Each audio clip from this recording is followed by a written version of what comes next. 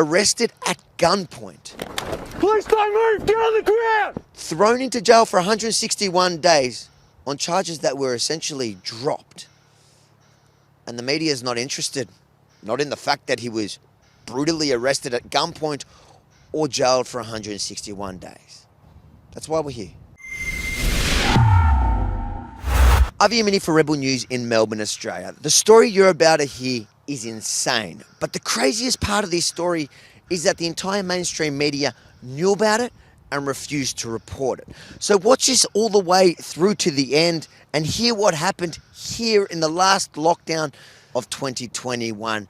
And then head over to rebelfromthestart.com and get my book. Because the mainstream media have spent years trying to discredit journalists like me who dare tell the stories they don't want you to hear. Watch this to the end, share it with the world, and then head over to rebelfromthestart.com and hear my story for yourself.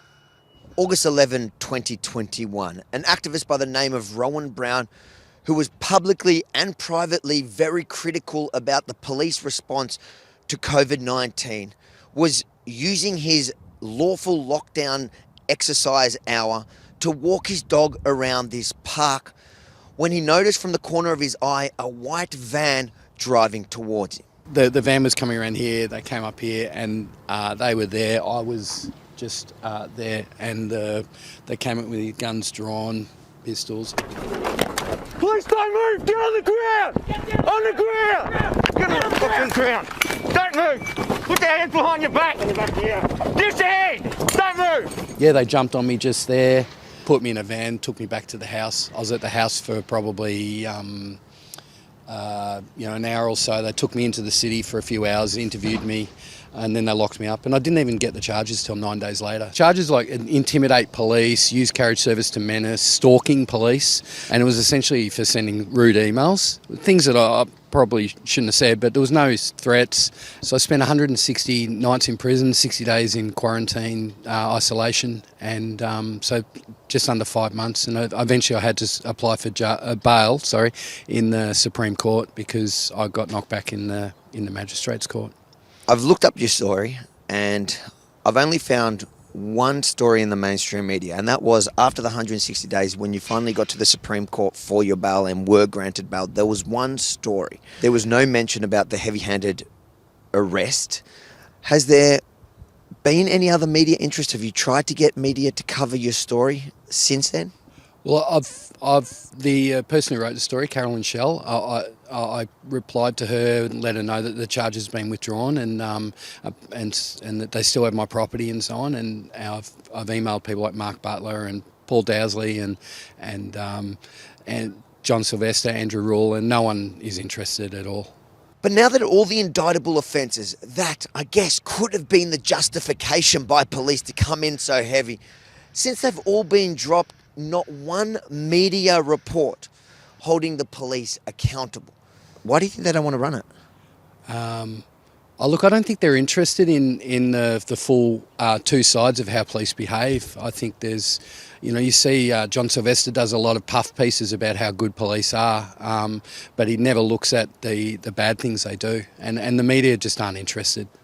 I've never physically been a threat to anyone, so perhaps if they just approached me and said, hey mate, we've got to take you down to the police station and we're going to take and lock you up, I would have just gone with them. So certainly they didn't need guns and they didn't need 10 coppers, so no, I would say a completely unreasonable display of force, and it was just there to threaten and intimidate me, which is, I believe, a lot of what they did during COVID, just pushing a political ideology using fear and intimidation, and I think that's a go-to practice for a lot of police, unfortunately.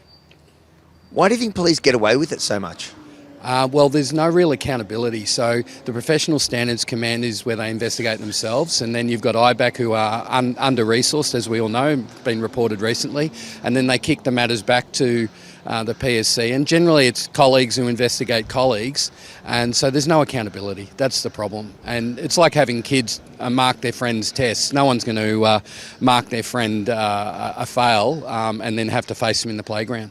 And I think amongst the police, if they dob each other in, they're labelled dogs and they're not accepted amongst their colleagues. So there is no accountability. And if you go to sue the police, you can't sue the police. You can only sue the state. So if the police do something wrong, the public, the taxpayers pay.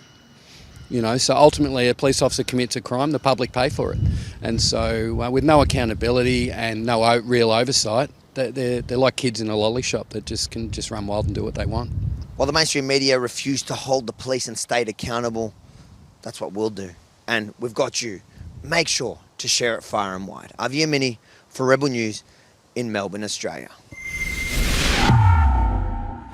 If you think it's important for the world to see what happened in this park during the last lockdown in 2021, make sure to like, comment, but most importantly, share it far and wide, because the mainstream media, they're just not interested. And then if you want to know how it became that a little Jew from Caulfield who ended up on the streets and on drugs and on the wrong side of the law today is now doing the media's job for him, go read my story, rebelfromthestart.com.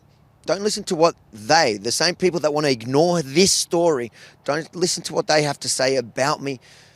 Hear it for yourself, rebelfromthestart.com. Go and get my book.